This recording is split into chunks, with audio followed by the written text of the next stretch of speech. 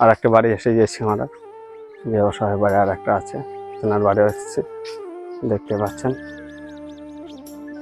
ওই চিনতে পাচ্ছেন? আসেন, এদিকে আসেন। কেমন আছেন? এই কেমন ঠাকুর যা খেয়েছে সেই রকম আছে। ভালো আছেন তো? চলছে কোন রকম। আপনাদেরকে তিরপল দিয়ে গিয়েছিলাম, আর আপ বলে ওই তো গিয়েছিলেন। দিয়েছেন কি অবস্থা দেখছেন তো, কিসে বাস করছে। সেটাই কথা। তা আপনাকে কথা দিয়েছিলাম কি, খালি তিরপলটা আমাদের মেন উদ্দেশ্য নয়। মেন উদ্দেশ্য হচ্ছে যেসব অসহায় পরিবার আছে আমাদের গ্রামগঞ্জে, পাশে গ্রাম যাদের আছে, তাদেরকে আমরা খালি তিরপল দিয়ে শেষ করি না। আপনাকে বলেছিলাম কি রেশন, কাপড় চোপড় আমরা পৌঁছাবো বলেছিলাম, মনে আছে? তাহলে সেই অনুযায়ী আমরা কাজ করছি, তাতে ভগবানের দোয়া আশীর্বাদ আছে বলে আমরা করতে পারছি, নাহলে তো করতে পারতাম না। তা আপনার জন্য একটা কাপড় এনেছি, ঠিক আছে, আর কিছু রেশন এনেছি। তা বললাম এটা আপনার জন্য। আলু পেঁয়াজ আছে আপনার, একটা নুনের প্যাকেট আছে, বিস্কুট,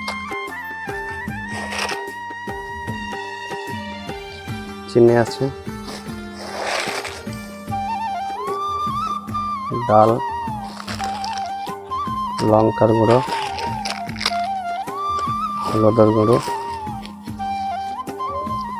তেল, সাবান, আর এই আপনার চাল। তা এই যে মাল পেয়ে আপনি কতটা খুশি হলেন?